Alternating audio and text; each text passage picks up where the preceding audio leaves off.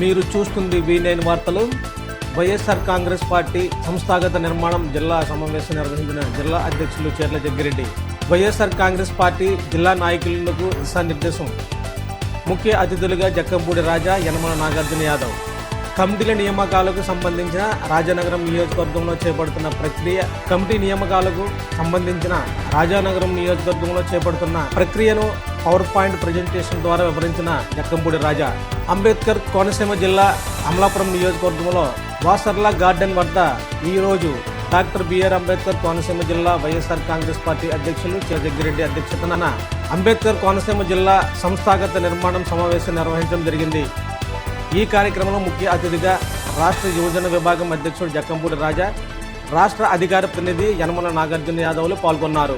వారితో పాటు రాజ్యసభ సభ్యులు పిల్లి సుభాష్ చంద్రబోస్, అమలాపురం పార్లమెంట్ పరిశీలకురాలు జక్కంపూడి విజయలక్ష్మి, రాష్ట్ర రైతు విభాగం అధ్యక్షులు జన్నూరు బాబీ, ఎమ్మెల్సీలు Bommi Israel, Kudupudi Satyanarayana Rao, ZP chairman Viparthi Venugopal, Amalapuram నియోజకవర్గం కోఆర్డినేటర్ పిన్నేపి శ్రీకాంత్, రామచంద్రపురం నియోజకవర్గం కోఆర్డినేటర్ పిల్లి సూర్యప్రకాష్, పి గన్నవరం కోఆర్డినేటర్ గన్నవరపు శ్రీనివాసరావు, మాజీ ఎంపీ సింతా అనురాధ, మాజీ ఎమ్మెల్యే పాముల రాజేశ్వరి, రాష్ట్ర కార్యదర్శులు, సిఈసి మెంబర్లు, ఎస్ఈసి మెంబర్లు, ముఖ్య నాయకులు, ప్రజాప్రతినిధులు కార్యక్రమంలో పాల్గొన్నారు.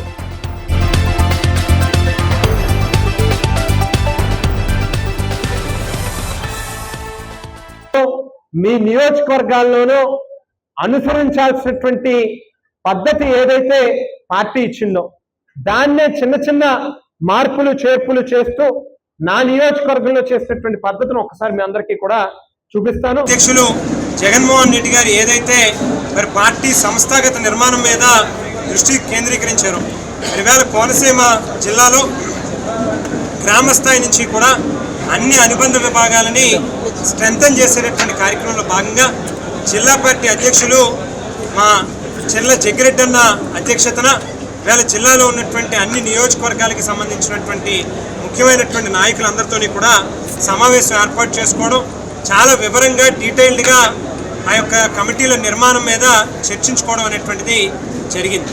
మరి వీటిల్లో సహజంగా ఏ రాజకీయ పార్టీకైనా అనుబంధ విభాగాలు అనేటువంటివి ఈ సమాజంలో ఉన్నటువంటి డిఫరెంట్ సెక్షన్ ఆఫ్ పీపుల్స్ అందరినీ కూడా అడ్రస్ చేసేటటువంటి విధానంలో బహుశా వయసు రీత్యా కావచ్చు, లేకపోతే మహిళలు పురుషులు ఆ రకంగా కావచ్చు, లేక వృత్తిరీత్యా కావచ్చు, ఇట్లా రకరకాల సెక్షన్స్ ఏవైతే ఉంటాయో వాళ్ళందరినీ అడ్రస్ చేయడం కోసమే రాజకీయ పార్టీలకి అనుబంధ విభాగాలు అనేటువంటివి ఉంటాయి. సో ఇవాళ చంద్రబాబు నాయుడు గారు ఓ యువతకి సంబంధించి నిరుద్యోగ భృతి కావచ్చు, లేక ఫీజు రియంబర్స్మెంట్ ఇవ్వకపోవడం కావచ్చు, ఇట్లా అనేక రకాలుగా యువకుల్ని ఒక నైవంచనకి గురి చేశారు.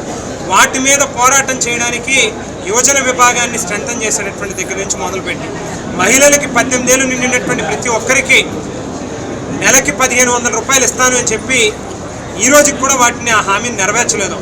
వాటి మీద పోరాటాలు చేయడానికి మహిళా విభాగాన్ని స్ట్రెంథన్ చేసేటటువంటి దిశగా కావచ్చు, ఇట్లా అన్ని అనుబంధ విభాగాలని కూడా మా సెక్షన్స్కి సంబంధించి చంద్రబాబు నాయుడు గారు ఈ కూటమి పార్టీలో ఇచ్చినటువంటి హామీలను నెరవేర్చాలి అని చెప్పి ఒత్తిడి చేసేటటువంటి దానికి ఈ అన్ని అనుబంధ విభాగాలని కూడా స్ట్రెంథన్ చేస్తూ ఈ యొక్క కార్యక్రమం ముందుకు వెళ్తుంది. మరి ఈరోజు జిల్లా స్థాయిలో జరిగినటువంటి సమావేశం రేపు నియోజకవర్గ స్థాయిలో కావచ్చు, మండల స్థాయిలో కావచ్చు, గ్రామ స్థాయిలో కూడా జరుగుతాయి. భవిష్యత్తులో ఈ ప్రభుత్వం కళ్ళు తెరిచేటట్టుగా ఇచ్చినటువంటి హామీలను నెరవేర్చేటట్టుగా వారి మీద ఒత్తిడి తీసుకొచ్చేటటువంటి విధానంలో జగన్మోహన్ రెడ్డి గారు ఒక బలమైనటువంటి రాజకీయ పార్టీగా వైఎస్ఆర్ కాంగ్రెస్ పార్టీని అవతరించేటట్టుగా, మరింత స్ట్రెంథన్ చేసేటట్టుగా, గ్రామ స్థాయిలో ఉండేటటువంటి సామాన్య వైఎస్ఆర్ కాంగ్రెస్ పార్టీ నాయకుడు, కార్యకర్త కూడా ఈ ప్రభుత్వం చేసేటటువంటి తప్పుల్ని వేలెత్తి చూపించేటటువంటి విధానంలో ఒక ఆర్గనైజ్డ్గా వీటన్నిటినీ కూడా తయారు చేయడం జరుగుతుంది. అదే పద్ధతిలో మరి కార్యకర్తలకు కానీ, ఎవరైతే పార్టీ శ్రేణులకు కానీ మరి ఇన్సూరెన్స్ కూడా వర్తించేటటువంటి విధానంలో ఈ యొక్క కమిటీల నిర్మాణం కూడా ఉంటుందని చెప్పి తెలియజేస్తూ